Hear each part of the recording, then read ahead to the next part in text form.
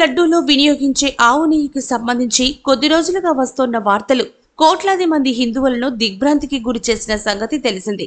ఈ అంశంపై ప్రపంచవ్యాప్తంగా నిరసనలు వ్యక్తమవుతున్నాయి. ఇన్నాళ్లు పవిత్ర ప్రసాదంగా భావించిన తిరుపతి లడ్డూను తినాలంటేనే భయమేస్తోంది అంటూ చాలా మంది వ్యాఖ్యానిస్తున్నారు.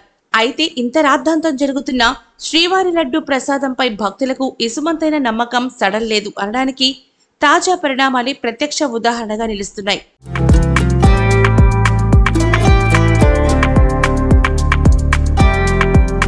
తిరుమలలో గత 4-5 రోజులుగా శ్రీవారి లడ్డూ ప్రసాదాలకు డిమాండ్ విపరీతంగా పెరిగింది. వాస్తవానికి కల్తీ నెయ్యి వివాదం వేళ లడ్డూ ప్రసాదాల విక్రయాలు తగ్గుంటాయని అందరూ భావించారు. కానీ అనూహ్యంగా గతంలో కంటే ఎక్కువగా లడ్డూ విక్రయాలు జరుగుతున్నట్లు టీటీడీ వెల్లడించింది.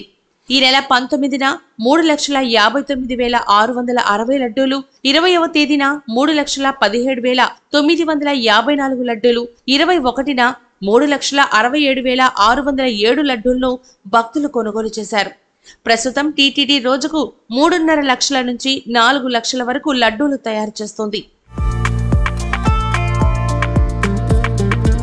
తిరుమల లడ్డూ ప్రసాదంలో జంతువుల కొవ్వుతో తయారు చేసిన నెయ్యి కలిపారంటూ సీఎం చంద్రబాబు ఆరోపించడం, ఆ వెంటనే ల్యాబ్ రిపోర్టులు బయటికి రావడం, నెయ్యిలో కల్తీ జరగడం నిజమేనంటూ టీటీడీ ఈవో నిర్ధారించడం వంటి ఘటనలు అందరినీ కలిసివేశాయి.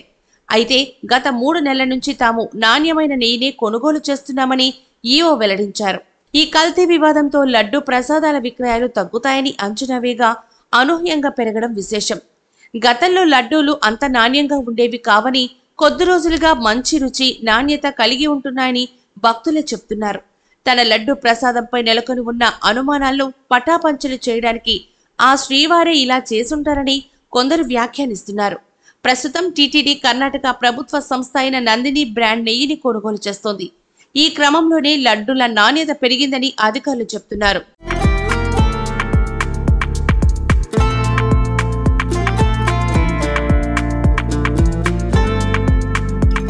ప్రస్తుతం మంచి పేరున్న సంస్థల నుంచి మాత్రమే ఆవు నెయ్యి కొనుగోలు చేస్తున్నట్లు టీటీడీ ఈవో శ్యామలారావు తెలిపారు. స్వచ్ఛమైన నెయ్యితోనే లడ్డూ ప్రసాదాలు తయారు చేస్తున్నామని, భక్తులు ఎలాంటి భయాందోళన చెందాల్సిన అవసరం లేదని అన్నారు. తిరుమల లడ్డూ ప్రసాదం, అన్న ప్రసాదాల విషయంలో భక్తులకు ఎలాంటి అనుమానాలు పడొద్దని, తిరుమల పవిత్రతను కాపాడటమే టీటీడీ లక్ష్యమని స్పష్టం చేశారు.